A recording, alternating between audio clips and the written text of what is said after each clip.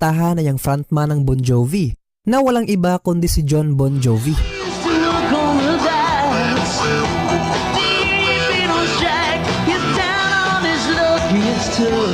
Sumikat siya noong dekada 80 at nagpatuloy sa pagtatala ng mga hits hanggang early 2000s.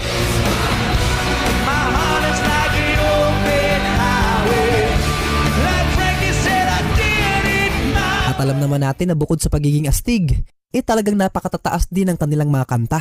During his prime years, nakakanta niya ang mga ito with the original key.